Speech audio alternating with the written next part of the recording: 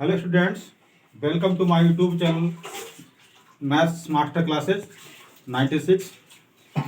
यहाँ पर आज आपको हम क्लास 10 से पिता और पुत्र वाला सवाल पढ़ाएंगे, जिसमें सवाल कह रहा है कि 5 वर्ष पश्चात एक पिता की आयु अपने पुत्र की आयु की 3 गुनी तथा 5 वर्ष पहले पिता की आयु पुत्र की आयु की 7 गुनी थी, तो दोनों की वर्तमान आयु ज्ञात कीजिए, ये बता रहा है। तो सबसे पहले हम पिता और पुत्र में पिता की आयु को x मानेंगे। माना पिता की वर्तमान आयु x वर्ष, जब हमें कुछ नहीं पता आता उसके बारे में x और y मान लेते हैं। तो पुत्र की वर्तमान आयु y वर्ष हो जाएगी। प्रथम स्थिति में 5 वर्ष पश्चात मतलब पश्चात में बाद होता है, तो हम उसके लिए एक तरफ पिता लिखेंगे, एक तरफ पुत्र लिखेंगे, बराबर में पिता बराबर पुत्र। तो पिता के लिए मैंने x माना था तो x, और पुत्र को माना था मैंने y, तो y। पश्चात है तो दोनों में 5 वर्ष जोड़ देंगे। पिता में 5 वर्ष जोड़ देंगे, पुत्र में भी 5 वर्ष जोड़ देंगे। फिर क्या कह रहा है, पुत्र की आयु की 3 गुनी हो जाएगी, तो पुत्र की आयु में 3 से गुना कर देंगे, जिसमें 3 गुनी या 4 गुनी हो जाएगा उसी से गुना करते हैं। तो x + 5, इस 3 को y से गुना कराया तो 3y हो गया, और प्लस इस 3 को इस 5 से गुना कराया तो 15 हो गया। अब इनका पक्षांतर कर लिया गया, चर को चर की तरफ, अचर की तरफ। तो x - 3y बराबर 15, ये और 5 जो है प्लस का उधर जाएगा तो माइनस का हो जाएगा। तो इस तरीके से हमारा फर्स्ट समीकरण हो जाएगा x - 3y बराबर 10। ये हमारा पहला समीकरण हो गया। अब द्वितीय स्थिति में क्या होगा, 5 वर्ष पहले लिखा हुआ है, कह रहा है यदि 5 वर्ष पहले पिता की आयु पुत्र की आयु की 7 गुनी, जैसे हमने पहला समीकरण बनाया वैसे ही एक तरफ लिखेंगे पिता, पुत्र। 5 वर्ष पहले तो x - 5 और y - 5।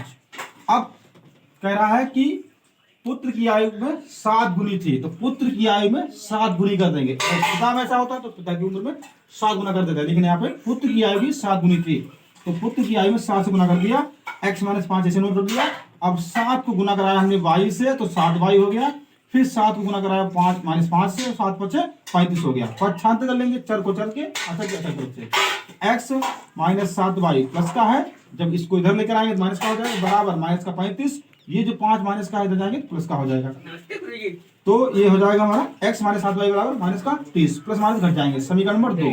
अब इसको हम विलोपन विधि से हल कर लेंगे।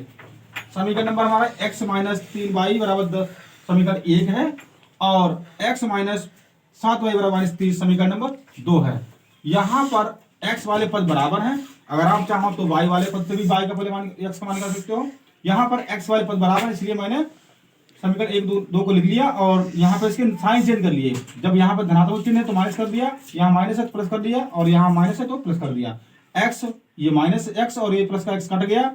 7 से प्लस के हैं और माइनस के 3 हैं, अपोजिट निशान घट जाएंगे, 7 घटाएंगे 3, 4y बराबर, ये भी प्लस का ये प्लस का, तो होगा 40। तो 4y बराबर 40, y बराबर 40/4, तो y बराबर हमारा आ जाएगा 10।